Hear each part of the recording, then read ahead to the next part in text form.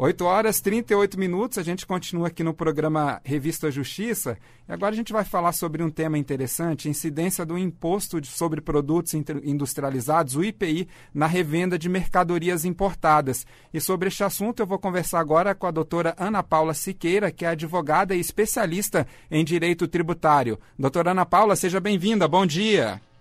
Bom dia, Pedro, bom dia, ouvintes.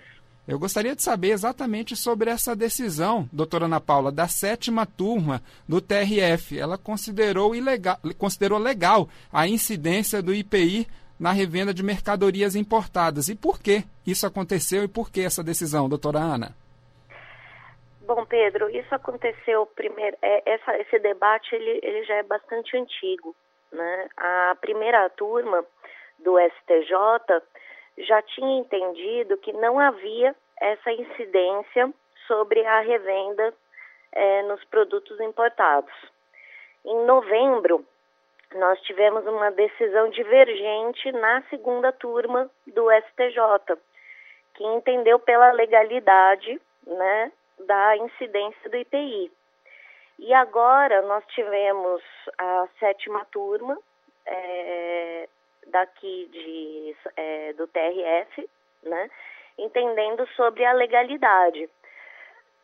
O que nós temos agora é um conflito de decisões no STJ, uma entendendo pela não incidência, a outra entendendo pela incidência, né?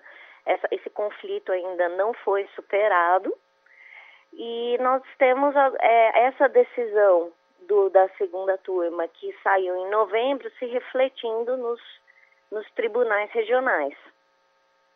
Então, são decisões conflitantes, né, do próprio TRF. A gente fala inicialmente dessa decisão do TRF, da 7ª turma do TRF da primeira região, com sede aqui em Brasília. Agora, qual é o fundamento para o sistema contar com decisões que caminham por caminhos diferentes, doutora Ana? O que vai precisar é o STJ uniformizar o entendimento, né? E esperamos que seja de acordo com a decisão da primeira turma, para que não haja reflexos no consumidor, porque a incidência do imposto sobre produtos industrializados no desembaraço aduaneiro e na revenda, infalivelmente vai atingir o consumidor, vai ter uma oneração excessiva, sim, apesar do acórdão fazer a disposição exatamente ao contrário. O impacto contábil dentro das empresas ele é inevitável, né? Existem impostos que podemos falar que o consumidor ele não consegue enxergar porque ele vai embutido dentro do preço da mercadoria. O consumidor, quando recebe, tem que pagar.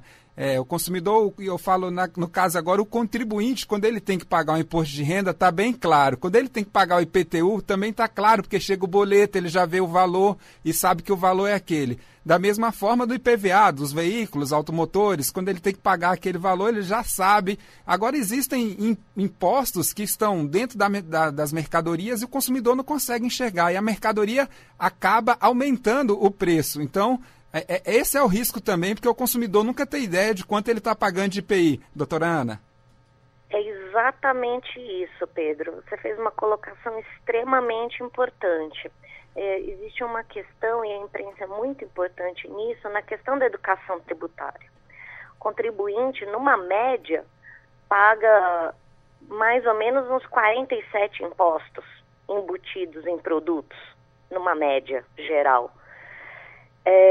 O que precisa é justamente ter esse formato de educação para que as pessoas saibam, né, que a culpa não é exclusiva da indústria, do comércio. Existem os impostos do qual as empresas estão lutando no judiciário justamente para que não sejam mais oneradas ainda e que para esse repasse não seja impactante para o contribuinte. E, obviamente, quanto mais repasse tem para o contribuinte, mais os preços sobem e o fenômeno da inflação ele é inevitável. Às vezes, quando se quer tributar mais mercadorias que estão sendo até importadas para o nosso país, aí se utiliza o imposto de importação, né? Seria o imposto adequado para fazer esse aumento. Mas no IPI, né, dos produtos industrializados, mercadorias que são importadas, elas acabam tendo que pagar esse imposto de importação e ainda o imposto sobre produtos industrializados? Exatamente. E não apenas isso, né? Eu acredito que se nós não aplicarmos a decisão que o STJ havia tomado de forma reiterada desde 2006, a gente tem um fenômeno de bitributação, né? Ainda que se fale, que foi um dos argumentos do acórdão, que a empresa estrangeira arcaria com o primeiro imposto, que seria o desembaraço aduaneiro, e a empresa brasileira arcaria com o IPI, que seria no momento da revenda. Em muitos casos, essa pessoa jurídica, essa empresa é uma só. Ela traz o produto de fora para revender aqui. Então, você tem esse impacto da mesma forma. Nesse caso fica claro que realmente a empresa que trabalha dessa forma acaba tendo um prejuízo, doutora Ana. Com certeza isso vai ser refletido na gestão da empresa, né? Eu vejo como uma bitributação que obviamente tem um impacto dentro da empresa e inevitavelmente a questão contábil ela é muito clara e muito precisa, né? Os números eles não mentem e eles seguem a lei de causa e efeito, que não é nem a lei do judiciário, é a lei de Newton, né? Então aumentou de um lado, inevitavelmente vai aumentar do outro lado, que vai ser o consumidor final. Agora vamos explicar como isso vai ser pacificado dentro do nosso sistema, né? A gente já falou desse conteúdo da decisão, agora como isso pode ser pacificado dentro do sistema judicial brasileiro? A questão está sendo ainda debatida, né, no Superior Tribunal de Justiça, né?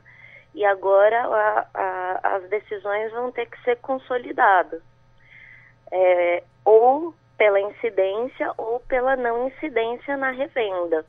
Então, temos duas turmas com posições diferentes e esperamos que a posição da primeira turma, que ocorre desde 2006, seja mantida, e essa divergência vai ser solucionada pelo STJ. De uma forma ou de outra, a jurisprudência vai ser unificada.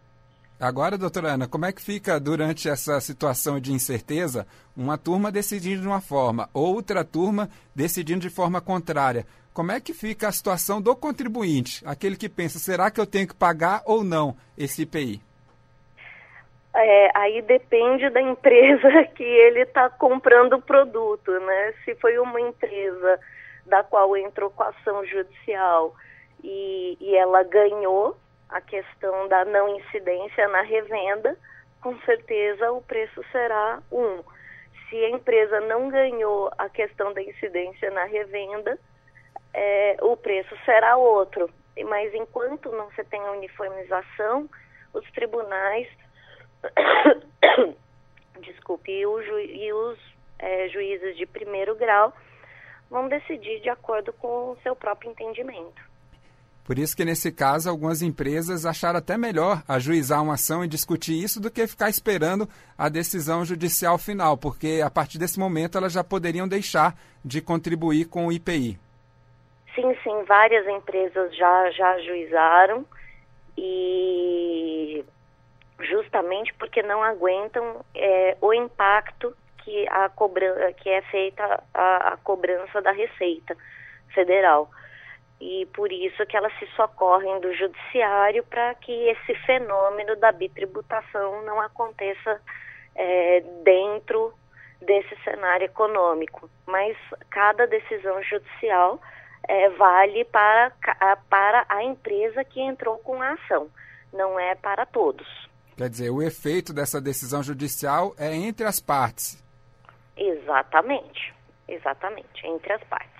Então vamos esperar agora que o Superior Tribunal de Justiça pacifique esse assunto, depois a gente complementa e traz a novidade aqui para os ouvintes da Rádio Justiça. E quero agradecer a doutora Ana Paula Siqueira, que é advogada, especialista em direito tributário e hoje nos ajudou a explicar este assunto aos nossos ouvintes. Doutora Ana Paula, obrigado pela atenção e as informações trazidas aqui na Rádio Justiça.